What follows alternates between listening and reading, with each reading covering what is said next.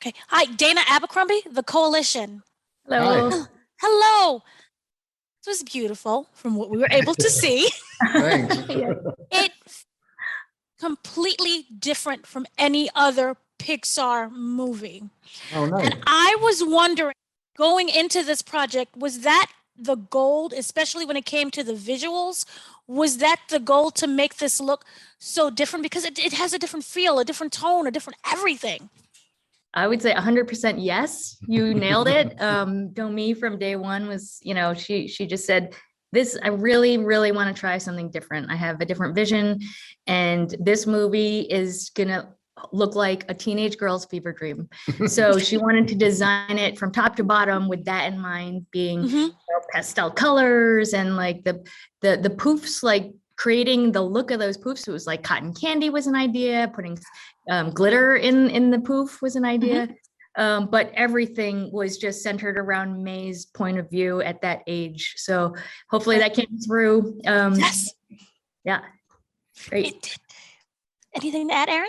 I was going to say there was a lot of animators that saw this film coming and they were like so blown away by the look and the style and the new voice that a lot of them wanted to be on this film just because, like you said, it's so different. Right. So kind of help me to understand. You get the script. I was wondering, when you're looking through the script, do you automatically think of visuals? Do you map it out when you're like just reading the words? I think our job as animators is to crawl into the director's head and get all their aesthetics and what their influences are and what they love. So Domi, early on, we would have like coffee breaks with her and talk to her, about her childhood and about what she watched as a kid. And then we would take all that information and we went and rented every anime movie and manage like any imaginable. There's so many different TV, movies, all different styles. And then it's really about having fun and just throwing a bunch of stuff. This was about 2 years ago, maybe even more. Yeah. Throwing a bunch of stuff at the wall, seeing what she likes, what she doesn't. And then we start to carve it out from there. Right. So what I noticed is that it pulls from different inspirations, but it still just looks like it's its own. So how do you go about refining and finding your own, I don't want to say voice, but your own visual? Yeah, that was probably, for animation at least, that was a very big challenge because we were tasked with this idea of taking something that worked really well in 2D, which is the anime style, which, generally, they're changing the expressions really dramatically in the eyes and adding stars and things that we don't usually use in 3D, at least not at Pixar.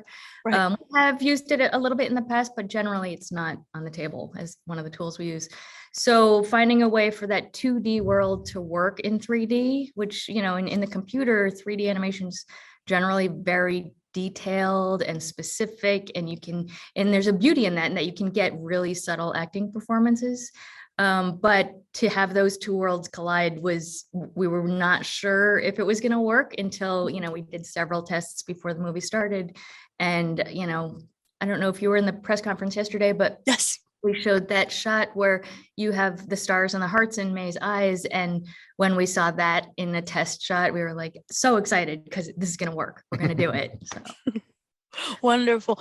And lastly, I was wondering, the advancement of technology, you're able to do so much with it.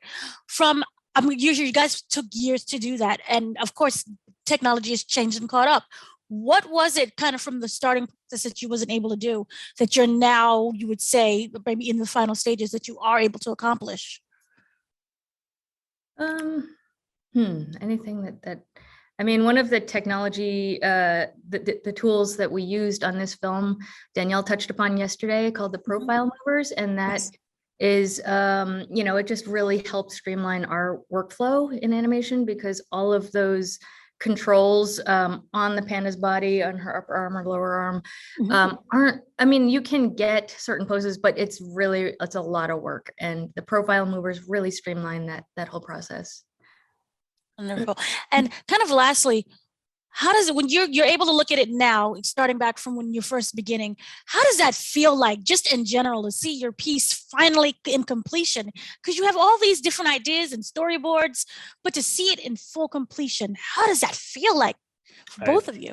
I think both of us are really, really, really proud of it. I mean, it's such a unique film with such a unique, strong voice. We can't wait till March 11th for everyone to see it.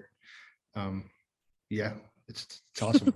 It's really, I think back, it's also like when you work on these films, it's almost like a yearbook in a way, that you see shots and you think of memories and people and times that we had, or how are we going to pull that off, or, oh, remember that day when the person did this. It's a really nice yearbook for us. Yeah, I'm excited for audiences to see it. And I'm hoping that they're expecting what Pixar has done in the past and did really well, but this is kind of a new take. And I'm hoping to shock and surprise in a good way, surprise the audiences. Yeah, definitely. Wonderful. And lastly, if you could describe Turning Red using 3 words, what would you say? One's dorky. Can't put that out there. Fresh. I would say fresh. And different. Dorky, fresh, and like childhood, like Yeah, exactly. Puberty. Thank you so much for speaking to me. Thank you. I love what I've seen. I'm looking forward to this. So thank Yeah. you. I love your Nice hat, to by the meet way. you. Oh, thank you. I know, it's amazing.